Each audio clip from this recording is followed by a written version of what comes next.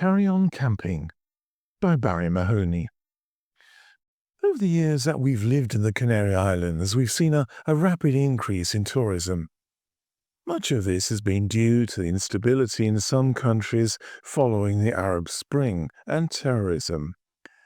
The hugely successful efforts to promote island tourism by the island's government has also been a huge success, since there's been considerable financial and professional investment in marketing the islands in recent years. Those who know the islands well will know that these islands have something to offer to almost everyone, from lazy sun-drenched beaches, lush ancient forests, to breathtaking landscapes, as well as the opportunity to engage in a wide range of sea-related sports. The nature of tourism on the islands has changed over the years too. There's now a rapidly growing interest in rural tourism, where visitors are content to relax in a rural environment and well away from the busy tourist centres and all-you-can-eat hotels. We're beginning to see the opening of hostels to attract younger visitors on a tight budget, as well as for those who are happy to stay in more relaxed accommodation. Then there is the growing curse of motor caravans. Personally, I've nothing against motor caravans. Indeed, we owned and used one for several years and had many happy and memorable holidays exploring and relaxing in the islands and highlands of Scotland. Until recently, 2 or 3 motor caravans would arrive in our village on Friday afternoons, park close to the sea, and enjoy the local restaurants and bars before leaving on Sunday afternoon.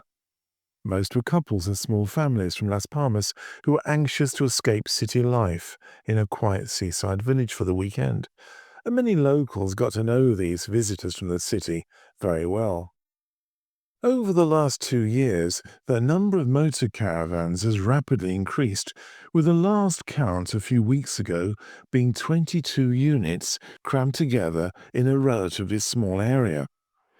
There are no waste disposal or water facilities nearby, and villagers are beginning to express their concerns about exactly where the toilet waste was ending up. There was also a noticeable change in the type of visitors arriving. Families and couples arriving for a quiet weekend from the city were now replaced by larger family units of children, teenagers, dogs, and even cats on leads. Huge mobile caravans, usually bearing German and other European number plates, began to appear and stay for a week at a time and sometimes longer. Often the accommodation was supplemented by canopies and a number of tents sited at the side of the road or pathway. Villagers taking dogs for their usual walks were unable to pass through Caravan City without dogs off leads bursting out of the motor caravans and attacking local dogs. There's a small number of the "we have a right to be here" brigade of unthinking and selfish people who were unaware of the consequences for themselves and others.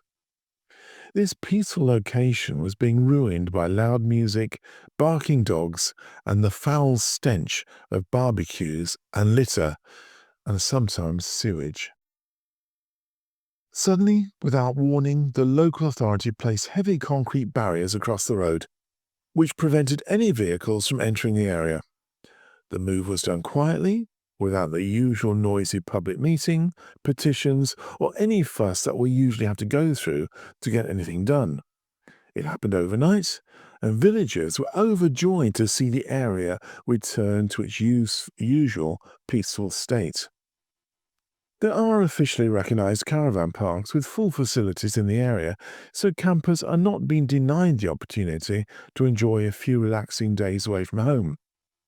I suspect that the local restaurants and bars in the village will miss their temporary customers, but most of us will not miss downtown, as it became known, in the slightest. You have been listening to Carry On Camping by Barrie Mahoney, and this is part of the Letters from the Atlantic series. If you'd like to find out more about me, my books, blogs, and podcasts, please go to my website, which is www.barriemahoney.com. And that's Barrie with an IE. and thank you for listening.